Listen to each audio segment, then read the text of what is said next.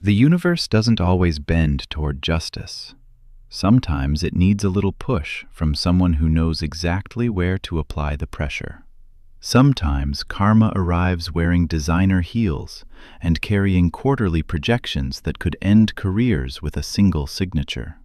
Marcus Chen thought he had the whole picture figured out the moment she walked through those glass doors. Watched her park that beat-up Honda Civic in the furthest corner of the lot, like she was trying to hide it. Noticed the way she glanced around before entering, that supposedly furtive look he'd been trained to spot in his 18 months managing this location of Premium Pantry, the upscale grocery chain that catered to the neighborhood's wealthy residents. She wore a faded denim jacket over a plain black t-shirt, jeans with a small tear at the knee, and canvas sneakers that had seen better days. Her natural hair was pulled back in a simple ponytail, no makeup except for a touch of lip balm, and she carried a worn canvas tote bag instead of the luxury purses most customers swung from their wrists. What Marcus saw was a shoplifter. What he didn't see was the woman who determined whether his store would exist this time next month. If you think you've heard stories about assumptions and consequences before, buckle up. This one's going to make you question every snap judgment you've ever made, because the fall from grace you're about to witness isn't just steep, it's a cliff with spikes at the bottom. And brother, you're going to want to see every brutal inch of that descent. Premium Pantry Store number 847 sat in the heart of Westbrook Hills, where the median home price crossed 7 figures, and the average customer spent more on groceries in a week than most families earned in a month. The store gleamed with that particular shine that comes from obsessive maintenance. LED lighting that made everything look like it belonged in a magazine spread, gleaming white floors that reflected the overhead fixtures, the faint chemical smell of industrial cleaner mixing with the aroma of fresh flowers from the entrance display. Soft jazz played through hidden speakers, just loud enough to make shoppers feel sophisticated while they spent $47 on organic olive oil. Marcus had built his little kingdom here. 26 years old, clean cut with that gym rat physique he maintained religiously, polo shirt always crisp with the Premium Pantry logo embroidered over his heart. He'd worked his way up from stock boy to manager in record time, and he knew why. He had an eye for loss prevention. Corporate loved his shrinkage numbers. The quarterly reports praised his vigilance. His district manager had even mentioned him as a candidate for regional supervisor. That vigilance came with a particular focus, though. Marcus kept what he called his watch list, certain types of customers who needed extra attention. He'd never say it out loud, never put it in writing, but he knew who belonged in his store and who didn't. The right kind of people drove German cars and carried shopping bags from Nordstrom. The wrong kind showed up looking like they'd wandered in from the wrong side of town, and his job was to make sure they either bought what they touched or left empty-handed. Gabrielle Morrison had exactly 43 minutes between her last meeting and the conference call she needed to take from her car, and she'd decided to use 30 of those minutes to do something she rarely got to do anymore: shop for her own groceries like a normal person. At 52, she'd earned every gray hair woven through her dark brown crown, every line around her eyes from squinting at spreadsheets and smiling through negotiations that would have made lesser executives crumble. She'd dressed down intentionally today, swapping her usual St. John suits for clothes she'd pulled from the back of her closet, relics from her days as an associate professor before business school, before the corporate climb, before she'd become the vice president of operations for the entire Premium Pantry corporate division. She needed coffee, the good stuff, not the swill they served in the executive break room, and maybe some fresh fruit for the drive home. Her niece Jasmine was coming for dinner this weekend, the girl's first semester of college almost complete, and Gabrielle had promised to make her favorite meal. She grabbed a basket near the entrance and headed for the produce section, mentally calculating whether she had time to stop by the seafood counter. The first sign of trouble came when she reached for a container of blackberries. A young employee in his early 20s, acne scars visible on his pale cheeks, materialized beside her with a speed that suggested he'd been tracking her movements. He pretended to straighten already organized fruit displays, his eyes darting toward her with the subtlety of a searchlight. Gabrielle recognized the surveillance. She'd seen it her entire life, felt those suspicious eyes following her through department stores when she was a teenager, watched security guards shadow her mother through shopping malls in the 80s, heard the stories from her grandmother about being followed through five and dimes in the Jim Crow South. The setting changed, the merchandise got more expensive, but the assumption remained constant. Dark skin plus casual clothes equals threat. She placed the blackberries in her basket and moved toward the coffee aisle, her mind already shifting from the groceries she needed to the pattern she was witnessing. This wasn't random. This was policy, or at least practice tolerated enough to become indistinguishable from policy. Her professional instincts kicked in, the same ones that had helped her identify operational inefficiencies across 1,247 premium pantry locations in 14 states. She began to observe, to document mentally, to build a case file without even meaning to. The coffee selection lived on aisle 7, and she took her time examining the options. Premium Pantry prided itself on variety. 37 different brands of whole bean coffee, each with elaborate descriptions about growing regions and roasting profiles. She selected a medium roast from Colombia, checked the price out of habit even though cost hadn't mattered to her in years, and set it gently in her basket beside the blackberries. That's when Marcus made his approach, rolling his shoulders back in a gesture he probably thought projected authority, but mainly made him look like he was trying to pump himself up for a fight. His name tag gleamed in the LED lighting, and he wore his position like a general inspecting the troops.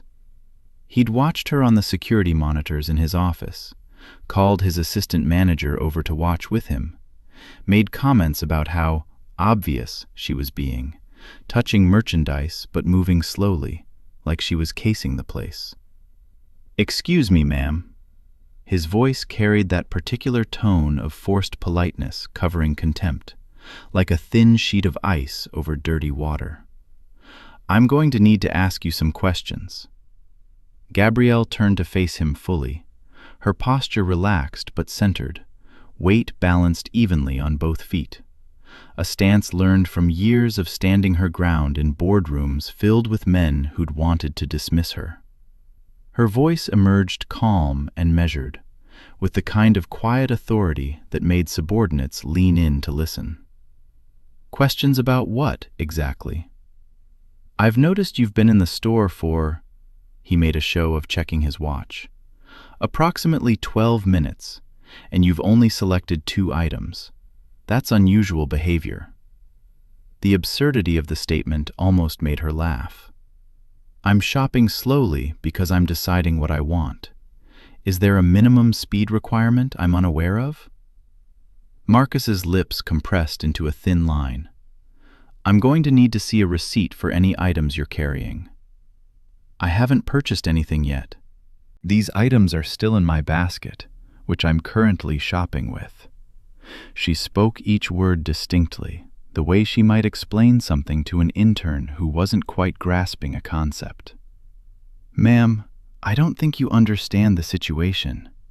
He stepped closer, invading the comfortable distance between strangers, close enough that she could smell his cologne, something aggressively woody and expensive, probably purchased to impress dates.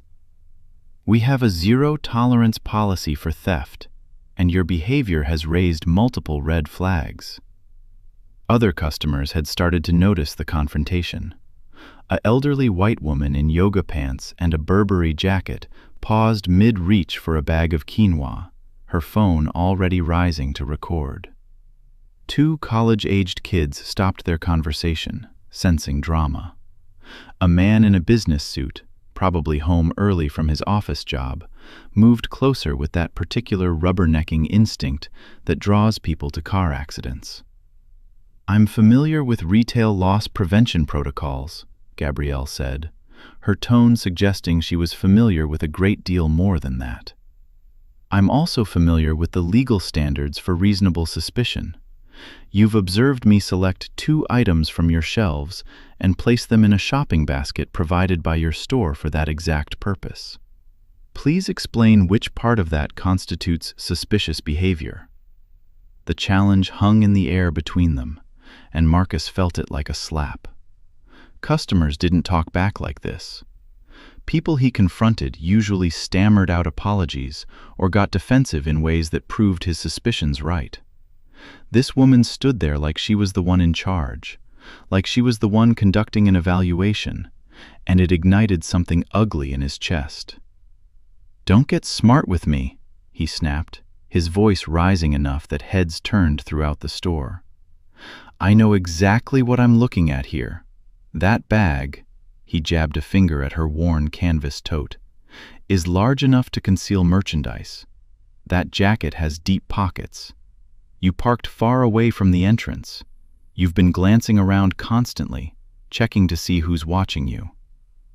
"I parked far away because the closer spots were full. I'm glancing around because I'm shopping, which requires looking at products on shelves. And yes, my jacket has pockets. Revolutionary design feature, truly." Her sarcasm was subtle, delivered in the same measured tone, but it landed like a precision strike. Marcus's face flushed red. In his 18 months of management, no one had made him feel this small, this stupid, and certainly not someone who looked like they'd wandered in from the wrong part of town. His authority was being questioned in front of witnesses, and he could feel his carefully constructed kingdom tilting under his feet. "Empty the bag," he demanded. "Right now. Show me what's inside." "No." The word came out soft, but immovable as concrete. "I don't consent to any search of my personal property.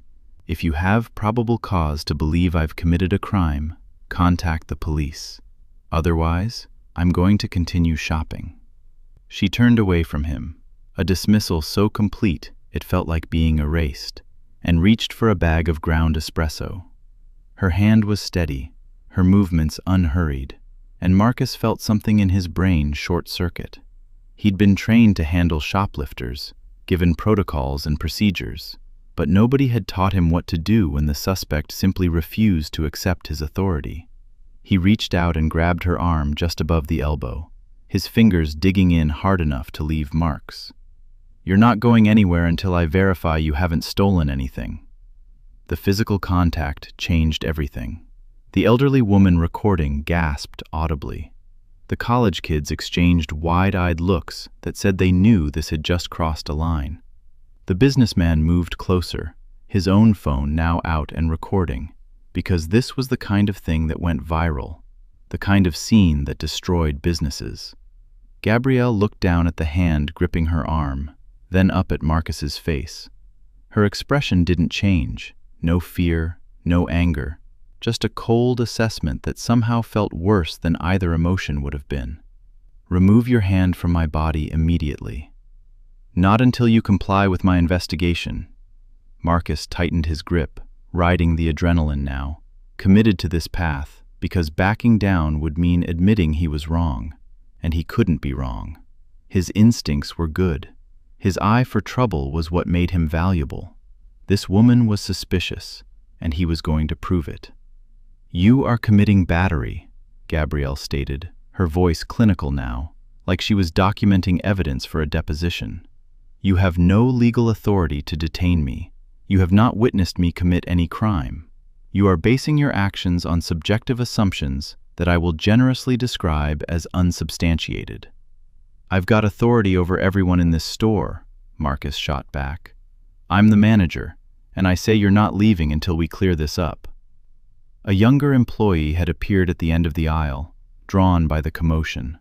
A girl maybe 19 or 20, with her blonde hair in the required premium pantry ponytail, her eyes wide with concern that suggested she knew this wasn't protocol. "Marcus? Is everything okay?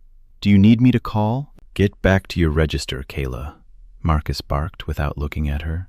"I've got this handled." But he didn't have it handled. He had an audience growing by the second.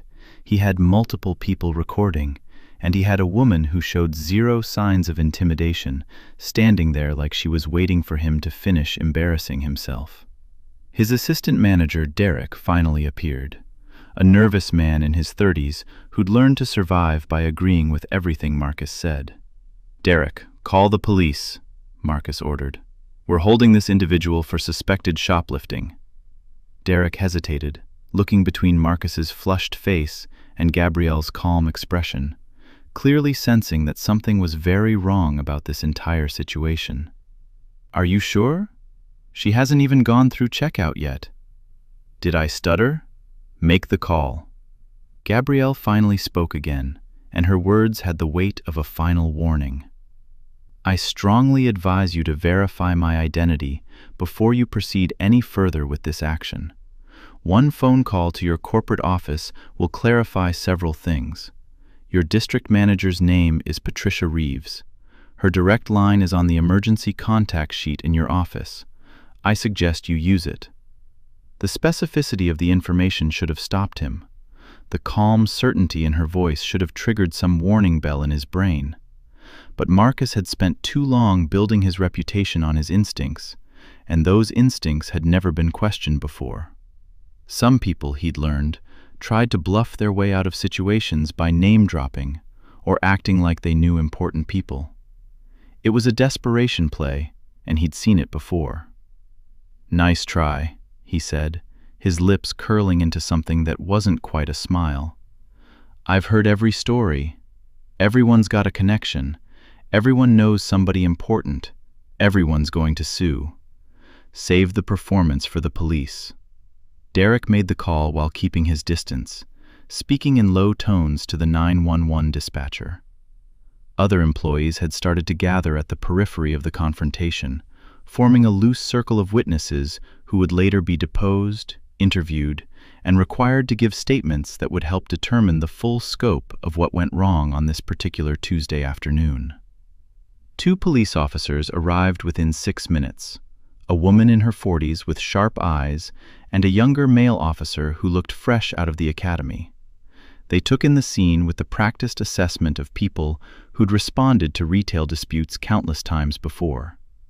The manager clearly agitated, the customer clearly calm, the phones recording, the concerned employees hovering. "Officers, thank you for responding," Marcus began, already constructing his narrative. "This individual has been behaving suspiciously for the past 20 minutes. She's been concealing merchandise in her personal bag, and when I approached her to investigate, she became hostile and refused to cooperate with standard loss prevention procedures." The female officer, whose nameplate read Morrison, in a coincidence that would later seem almost comically ironic, turned to Gabrielle. "Ma'am, can you tell me what's happening from your perspective?" "I entered this store to purchase groceries," Gabrielle replied, her voice steady. "I selected 2 items, which remain in the store's basket. I have concealed nothing. This manager confronted me without cause, demanded I submit to a search of my personal property without probable cause, and then committed battery by grabbing my arm when I attempted to continue shopping." She held up her arm, where Marcus's fingerprints were already darkening into bruises against her brown skin. "I have witnesses and video evidence from multiple sources." Officer Morrison's expression shifted slightly, the subtle change of someone realizing the call they thought they understood might be more complicated. "Sir, did you witness her take any merchandise?" "She was clearly acting suspicious," Marcus insisted, glancing around, moving slowly, touching products. "Did you witness her remove any item from your store without paying?" the officer interrupted, her patience clearly wearing thin. Marcus's jaw worked, searching for the right words. Not yet, but the behavior indicated intent. "So that's a no." Officer Morrison turned back to Gabrielle. "Ma'am, I'm going to need to see some identification." Gabrielle reached into her canvas bag, the same bag Marcus had demanded she empty, and withdrew a slim leather wallet. From it, she produced her driver's license and, with a gesture that felt almost casual, her premium pantry corporate identification badge. The badge was a special executive version, holographic and color-coded, the kind that granted access to every premium pantry facility from Seattle to Miami, the kind that sat in the wallets of exactly 14 people in the entire company. Officer Morrison took both cards, studied them, and her eyebrows rose so high they nearly disappeared into her hairline. She looked at Gabrielle, then at the corporate badge, then at Marcus, and something like sympathetic horror crossed her face. "Sir," she said to Marcus, her voice very carefully neutral, "are you aware of who this woman is?" Marcus glanced at the identification cards the officer held. He saw the name, Gabrielle Morrison, and the title beneath the Premium Pantry logo, Vice President, Operations. His brain tried to process this information, tried to reconcile it with what he knew to be true about who belonged in positions of power and who didn't, and came up with the only explanation that made sense to him. "The card must be fake," he said, his voice gaining confidence from this logical conclusion. "Obviously she stole it, or made a forgery. Premium pantry executives don't dress like that. They don't drive cars like that. She's running a scam." The younger officer winced. Officer Morrison closed her eyes briefly, like she was praying for patience or strength, or perhaps both. In the background, Derek had gone pale, his phone in his hand, apparently having finally called the district manager's emergency line, like Gabrielle had suggested 15 minutes earlier. "Marcus," Derek's voice came out strangled, barely above a whisper. "Marcus, I just spoke to Patricia Reeves. She's on her way. She says—" He stopped, swallowed hard. "She says Ms. Morrison is scheduled to conduct surprise site inspections this week. Store number 847 was on the list." The world seemed to tilt sideways for Marcus. He looked at Derek, at the officers, at the woman standing there with her worn canvas bag and her casual clothes, and pieces started falling into place in a way that made his stomach drop toward his shoes. The calm authority, the specific knowledge of corporate protocols, the way she'd mentioned the district manager by name, including the direct line number. "That's impossible," he heard himself say, but the conviction had drained from his voice. "She can't be—" "I can assure you the identification is legitimate," Officer Morrison said, handing the cards back to Gabrielle with a respectful nod that looked a lot like an apology. "Ma'am, I sincerely apologize for this incident. Would you like to press charges for battery?" Gabrielle accepted her identification, slipped it back into her wallet, and finally allowed a small smile to cross her face. Not warm, not forgiving, just the cold satisfaction of someone who'd been proven right in the most devastating way possible. "I would like to be processed through your full detention protocol, actually. If I'm being accused of shoplifting, I want the complete experience documented. Arrest report, evidence collection, the works. I want every single procedural detail on record." Marcus felt the floor disappear beneath his feet. She wasn't trying to escape the situation. She was leaning into it, insisting on maximum documentation, creating an evidence trail that would be impossible to bury or dismiss. This wasn't someone afraid of consequences. This was someone who understood exactly how to build an airtight case. "Ma'am, that's really not necessary," Officer Morrison began, clearly trying to find an exit ramp from this disaster. "Given the circumstances—" "Officer, I insist. This manager accused me of criminal activity, physically restrained me, and called you here to arrest me. I want the full legal process documented. Either arrest me based on his complaint, or document in your report that no probable cause existed for his actions. I want it in writing, from an official law enforcement source, exactly what happened here today." The officer looked at Marcus with an expression somewhere between pity and disgust. "Sir, I strongly recommend you consult with your supervisors before we proceed any further." but it was too late for recommendations. The door chimed as Patricia Reeves herself entered the store, moving with the purposeful stride of someone who'd just driven 19 miles in 17 minutes and had burned through her entire reserve of patience during the trip. She was a trim black woman in her mid-50s, wearing a gray suit that probably cost more than Marcus earned in a month, and her face wore the expression of someone who'd just watched their career caught in a flash fire and was trying to calculate the damage. "Gabrielle," she said, her voice tight with controlled fury. "I am so incredibly sorry."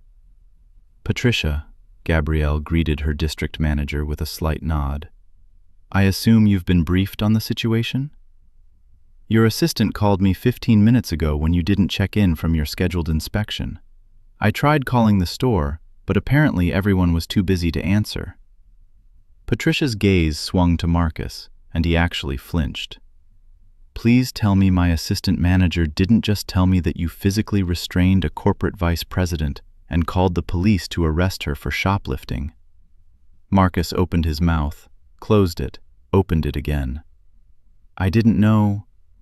"You didn't know because you didn't ask," Patricia cut him off, her voice sharp as a scalpel. "You didn't verify. You didn't think. You saw someone you decided didn't belong in your store, and you acted on that assumption without a single shred of evidence." "She looked suspicious." The words hung in the air, and Marcus realized too late what he'd just said, how it sounded, what it revealed about his thought process. Gabrielle looked suspicious because she was a black woman in casual clothes shopping in an upscale store. That was it. That was the entire basis for everything that had happened. Gabrielle's attorney arrived next, because of course she had an attorney, and of course that attorney had been on speed dial and had made the 23-minute drive in 18 minutes flat. Simone Baptiste was a partner at Morrison & Associates, no relation despite the surname coincidence, and she specialized in civil rights litigation. She wore a charcoal suit, carried a leather briefcase that had seen 1,000 depositions, and she took in the scene with the cool efficiency of someone already calculating damages. "Don't say another word," she told Gabrielle, which was unnecessary since Gabrielle hadn't been babbling. Then she turned to Marcus, to Patricia, to the officers. "I'm going to need names, badge numbers, and I want security footage from the moment my client entered this store until right now. I also want the personnel file for every employee who witnessed or participated in this incident." Derek had been slowly backing away, trying to become invisible, but Patricia's voice stopped him. "Derek, you called the police?" "Marcus told me to," Derek said quickly, throwing his boss under the bus without hesitation. "And did it occur to you to question that order? To verify the situation first?" Derek had no answer. He'd learned to survive by not questioning Marcus, and now that survival strategy had turned into a liability. Simone had her phone out, making calls with rapid-fire efficiency. "Yes, I need the Civil Rights Division. I'm reporting a violation of Section 1981, racial discrimination in public accommodations, and battery. Store number 847, Premium Pantry, Westbrook Hills location. No, the victim is fine physically, but I'm documenting everything for the lawsuit. Yes, multiple witnesses and video evidence." Marcus felt his world narrowing to a pinpoint. Lawsuit, civil rights violation, video evidence. These weren't abstract threats.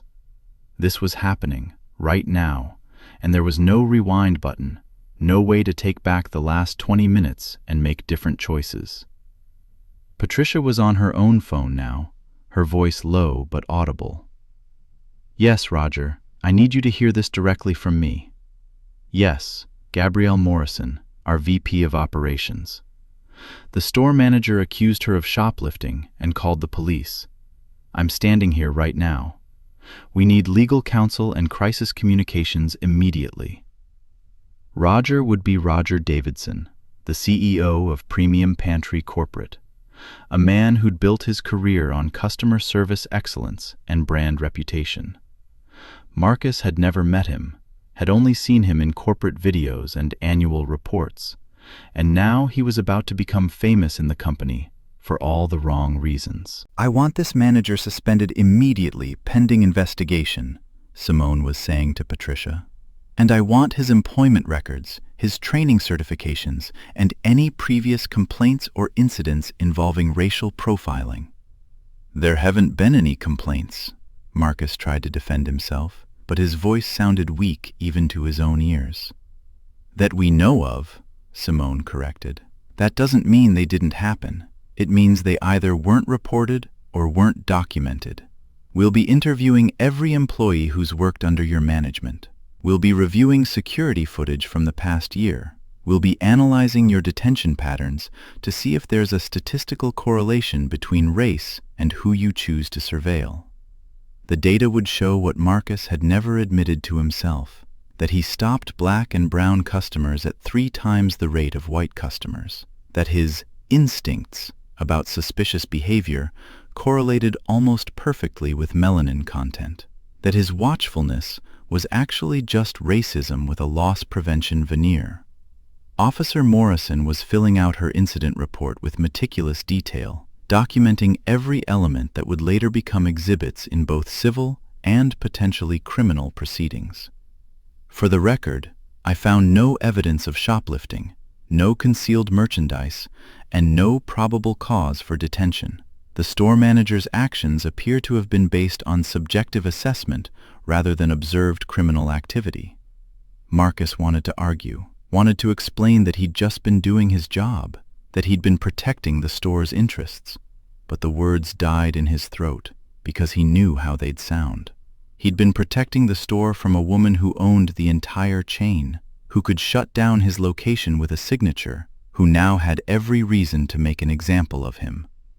3 weeks later, the conference room at Premium Pantry corporate headquarters felt like a courtroom, despite the expensive furniture and the floor-to-ceiling windows overlooking downtown. Marcus sat on one side of the long table with his hastily retained lawyer, a public defender type who'd taken the case because Marcus couldn't afford anyone better after being suspended without pay. Across from him sat Gabrielle, Simone, Patricia, Roger Davidson, the head of HR, and the company's general counsel. The evidence presentation was methodical and devastating. Simone had done her homework with the thoroughness of someone who'd built her career on these types of cases. She started with the security footage from store number 847, showing Gabrielle entering, selecting 2 items, and being confronted by Marcus. The video had no audio, but it didn't need it. The body language told the story clearly enough. Marcus aggressive and confrontational, Gabrielle calm and still. The physical grab, the gathering crowd. "Now let's look at the pattern," Simone continued, pulling up a spreadsheet that made Marcus's stomach turn. "Over the past 18 months of Mr. Chen's management, store number 847 has detained or confronted 147 customers for suspected shoplifting. Of those 147 incidents, 112 involved customers of color. That's 76%. The demographic breakdown of Westbrook Hills is approximately 42% non-white. Mr. Chen's detention rate for non-white customers is nearly double what random chance would predict." The numbers kept coming. Of those 147 confrontations, exactly 3 had resulted in actual arrests for theft. All 3 were white customers. The remaining 144 cases had been unfounded accusations, harassment disguised as security protocol, customers humiliated and traumatized for the crime of shopping while black or brown. We interviewed 47 current and former employees from store number 847, Simone said, sliding a bound report across the table. 31 of them described a culture of racial profiling encouraged by management. They report being instructed to watch certain types of customers more carefully. Several employees who objected to these practices faced retaliation through reduced hours or undesirable shifts. Marcus's lawyer shuffled papers, trying to find something to defend against this onslaught. But what defense existed? The data was there. The pattern was clear. You couldn't argue with mathematics or claim the statistics were lying. Then came the testimony excerpts. Kayla, the young blonde employee from that day, had given a deposition describing how Marcus had instructed her to follow black customers and maintain visual contact at all times. An assistant manager who'd quit 3 months earlier detailed how Marcus had laughed about making certain people feel unwelcome enough that they'd shop elsewhere.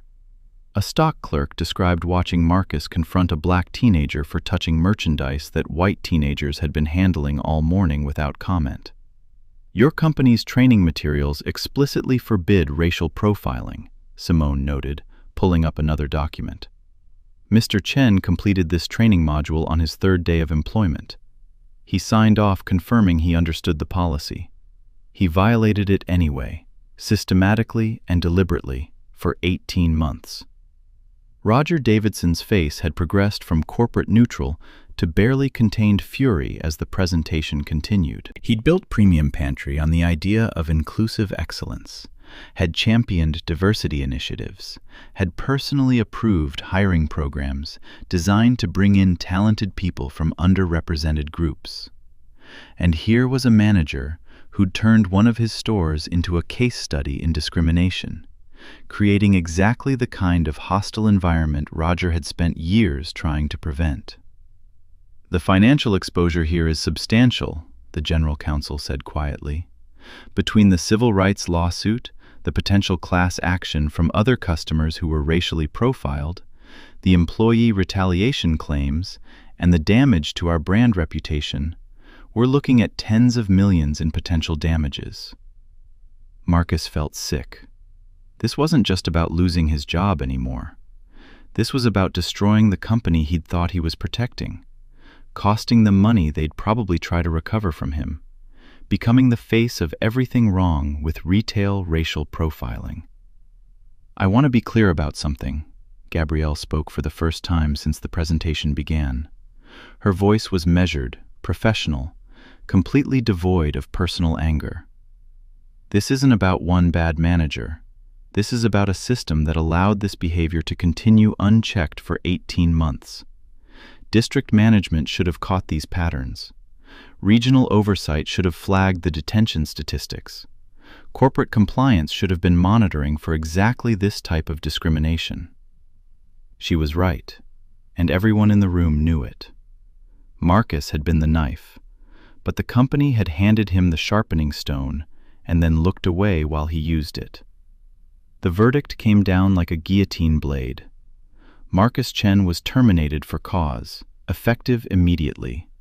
No severance, no references, and a permanent flag in his employment record that would make him radioactive to any retail employer who did basic background checks.